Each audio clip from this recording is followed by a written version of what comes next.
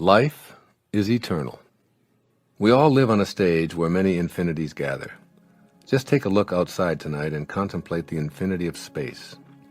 There are stars so distant from you that they're measured in the distance that light travels in an earthly year. Beyond those stars that you can see are endless galaxies that stretch out into something we call eternity. Indeed, the space that you occupy is infinite. Its vastness is too huge for us to see. We are in an infinite, never-ending, never-beginning universe. Now pay close attention to this next sentence. Hey there, Vision Clarity family. Quick pause because I've got something exciting to share with you today. I've discovered a program called The Language of Abundance that I believe can truly enhance our journey towards manifestation and abundance. This program is all about unlocking the power of positive thinking and attracting wealth into your life. It's simple, easy to follow, and has been praised by many for its effectiveness. Check out the link in the description below to learn more and get your hands on this life-changing tool today. Remember, we're all about growth and positivity here, and I believe this could be a great step forward for many of us. Stay blessed and keep manifesting. Now let's get back to our session. If life is infinite, then this is not life. Really let these words sink in. If life is infinite, then this is not life. We can see this in everything that we scrupulously observe. Therefore, we must conclude that life, in terms of our body and all of its achievements and possessions, which without exception begin and end in dust, isn't life itself. Grasping life's true essence could radically change your life for the better. This is an enormous inner shift that eliminates fear of death. How can you fear something that doesn't exist? And connects you permanently to the infinite source of creation that intends everything from the world of infinite spirit into a finite world. Learn to be comfortable with the concept of infinity and see yourself as an infinite being. Your fear of the infinite. We are all in bodies that are going to die, and we know this, yet we can't imagine it for ourselves, so we behave as if it weren't so. It's almost as if we're saying to ourselves, everybody dies but me. This is attributable to what Freud observed. Our death is unimaginable, so we simply deny it and live our lives as if it weren't going to die, because of the terror that our own death instills. As I sat down to write the chapter on infinity, I said to a friend that my goal was to leave the reader, and you, the listener, with a complete absence of the fear of death.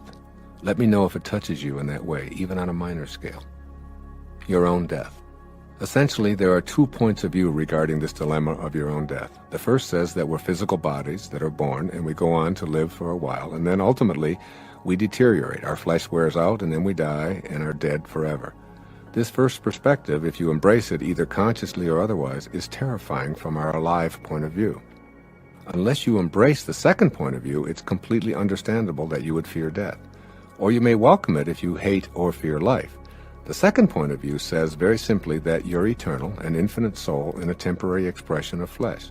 The second point of view says that only your physical body dies, and that you were whole and perfect as you were created, and that your physicalness emanated from the universal mind of intention.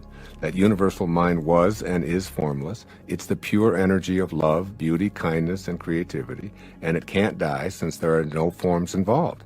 No form, no death, no boundaries, no deterioration, no flesh, no possibility of it wasting away. Thus, spirit is present in its entirety everywhere, which includes you. You can never be separate from it. You'll learn to laugh at the absurd idea that you could ever be separate from the universal mind. It's your source. You are it. God is the mind through which you think and exist. It's always connected to you, even if you don't believe in it. Even an atheist doesn't have to believe in God to experience God. The question then becomes not whether your body is going to die, but rather on what side of infinity do you wish to live? You have 2 choices. Either you live on the inactive or the active side of infinity. In either case, you have an appointment with infinity, and there's no way to avoid it. Your appointment with infinity. Eternity is now, right here. You're an infinite being. Once you get past the fear of death as an end, you merge with the infinite and feel the comfort and relief that this realization brings. We identify everything in this material world through a space-time continuum. Yet infinity has no preference for time and space. You aren't the elements that make up your body. You merely make use of the elements. You go beyond space and time and are merged with the infinite universal mind. If you haven't recognized it, it's because of your fear. You can keep your appointment with infinity while you're in your temporary body with its slavish adherence to time and space. My objective in this chapter is to help you to realize and do this. If you make this merger, I assure you of a life without fear of death. When your infinite soul leaves the body, it's no longer subject to the constraints of time and space. Separation can no longer interfere with you. So my question to you isn't about whether you believe you have an appointment with infinity, it's about when you're going to keep that inevitable appointment. You can either do it now while you're still alive in your body in the illusion of time and space, or you can do it at death. If you decide to make your appointment with infinity while you still live and breathe, it's like learning to die while you're alive. Once you make this transition to the active side of infinity, your fear of death dissolves and you laugh at the folly of death. Understand your true essence. Look death squarely in the face and break the shackles of slavery to that fear. You do not die. Announce it. Meditate on it. Look at it from this angle. If you're not an infinite being, what would be the purpose of your life? Surely not going through the motions of being born, working, accumulating, losing it all, getting sick, and dying. By waking up to your infinite essence and staying connected to the seven faces of intention, you begin to free yourself of the limitations your ego has placed on you. You set in motion the guidance and assistance of the infinite universal mind to work with you. And most of all, you feel the peace that overtakes you when you expel your fear of death and mortality. I'm touched by the stories of great spiritual teachers leaving this earthly plane feeling blissful and fearless. They banished all doubt, extricated all fear, and met infinity head-on with grace. Here are the final words of a few of the people I've long admired. The hour I have long wished for is now come. Teresa of Avila. Let us be kinder to one another. The last words of Aldous Huxley. If this is death, it's easier than life. The last words of Robert Louis Stevenson. This is the last of earth. I am content. John Quincy Adams. I shall hear in heaven.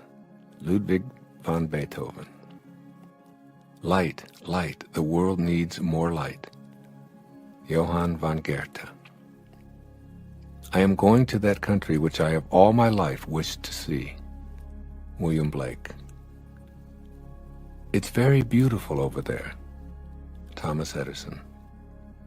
Ram, Ram, Ram.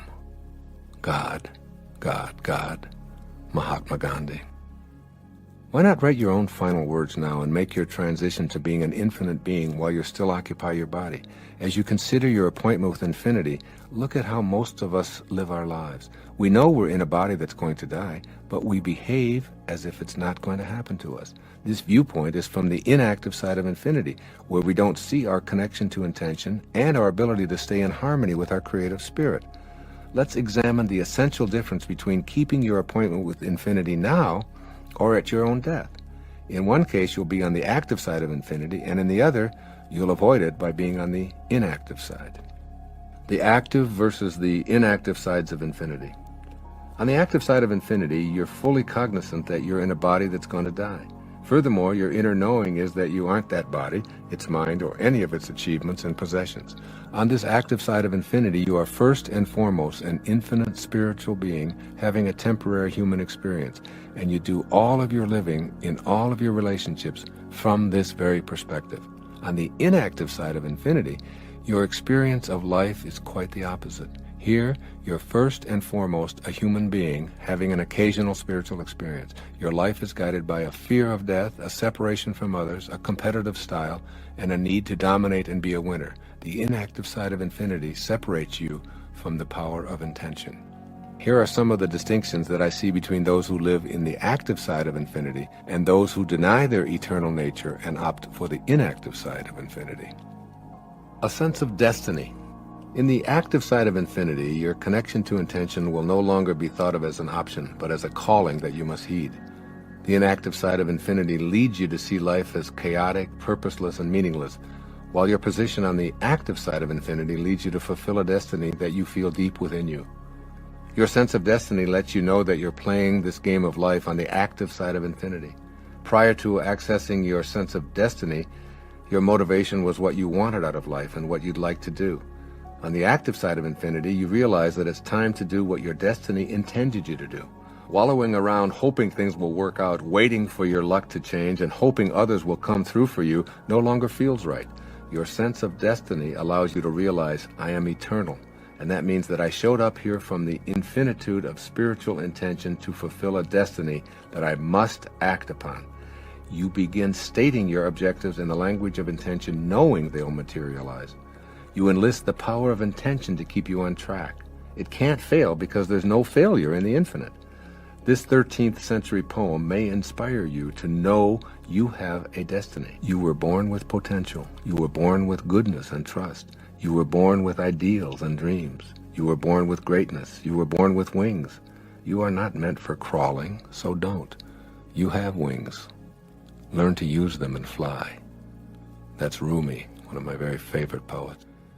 If Rumi had composed his poem from the inactive side of infinity, his words might be more like the following, quote, "You are an accident of nature. You are subject to the laws of luck and chance. You can be pushed around easily. Your dreams are meaningless. You are meant to live an ordinary life. You have no wings, so forget about flying and stay grounded." A sense of the possible. Creation acts upon the everlasting possibility that anything that is thought of can be. Consider some of the numerous great inventions which we take for granted today. Airplanes, electric lights, telephones, television, fax machines, computers. They're all the result of creative ideas by individuals who ignored the ridicule they encountered while they stayed focused on possible rather than impossible. In other words, a sense of the possible grows in the fertile terrain of the active side of infinity. The power of intention involves staying on the active side of infinite possibilities. George Bernard Shaw, who was still creating into his 90s, has been quoted as saying, "You see things as they are and you say why, but I dream things that never were and I say, why not?" Think of Shaw's words as you practice staying on the active side of infinity and seeing the infinite possibilities that are available to all of us. A sense of awe. You have to admit that just the concept of infinity is awesome. No beginning, no end. Everywhere at once, no time, and all of it here and now. The fact that you're a part of this infinite universe and that you emerged into the finite is mind-boggling. It defies description. The active side of infinity inspires a sense of awe. When you're in a state of awe, you're in a persistent state of gratitude. Perhaps the surest way to happiness and fulfillment in life is to thank and praise your source for everything that happens to you. Then, even when a calamity arises, you can be assured that you'll turn it into a blessing. By giving authentic thanks for all the good you now have, as well as the challenges, through this magnetism, you'll start the flow of more good into your life. Every successful person I know is grateful for everything they have. This process of giving thanks opens the door for more to come. It's how being an active infinity works. Your sense of awe at all of the miracles you see around you allows you to think, see, and live more of these miraculous occurrences. In contrast, a state of ingratitude stops the infinite flow of abundance and health. It's a door closer. A sense of humility. The active side of infinity fosters a sense of humility. When humility enters your soul, you know that you're not alone in this world because you sense the heart of the power of intention, which is in each and every one of us. To quote the Talmud, "Even if you be otherwise perfect, you fail without humility," unquote. When you embrace the active side of infinity, you're looking at something so enormous that your little ego is dwarfed in the process. You're looking out at forever, and your little life is but a tiny parenthesis in eternity.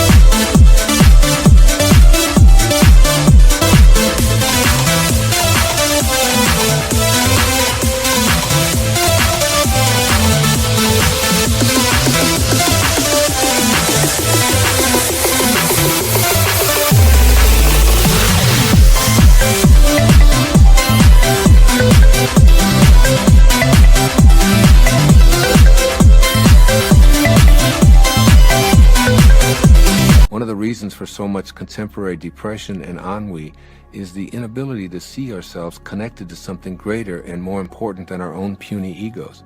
Young people whose primary focus is on their possessions, their appearances, their reputations with their peers, in short, their own egos, have very little sense of humility. When the only thing you have to think about is yourself and how you appear to others, you've distanced yourself from the power of intention. If you want to feel connected to your own purpose, know this for certain. Your purpose will only be found in service to others and in being connected to something far greater than your body, mind, ego. A sense of generosity. If asked, why do you give us light and warmth? I believe that the sun would answer, it's my nature to do so. We must be like the sun and locate and dispense our giving.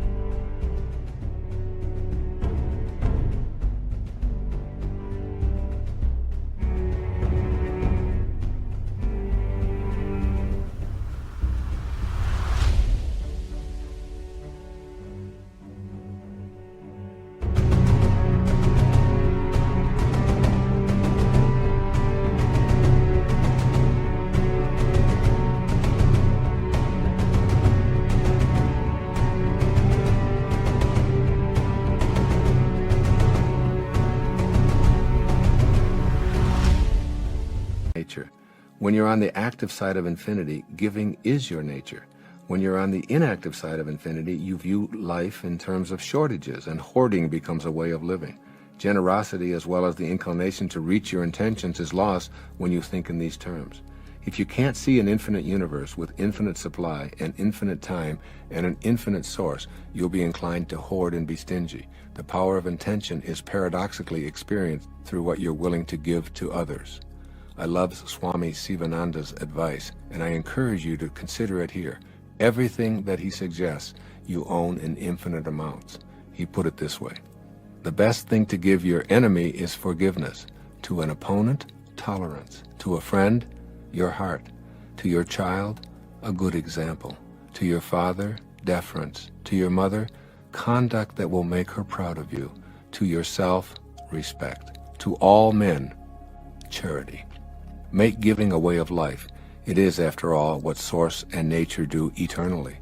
I've heard it said about nature that trees bend low with ripened fruit, clouds hang down with gentle rain. Thanks for watching. Before we wrap up, I want to remind you about the Language of Abundance program I mentioned earlier. It's a game changer for anyone on a manifestation journey. Simple, effective, and designed to help you attract prosperity. If you're ready to take your journey to the next level, click the link below. Remember, we're all about positivity and growth here. So let's keep manifesting and creating the life we desire. Until next time, stay blessed and keep your vision clear.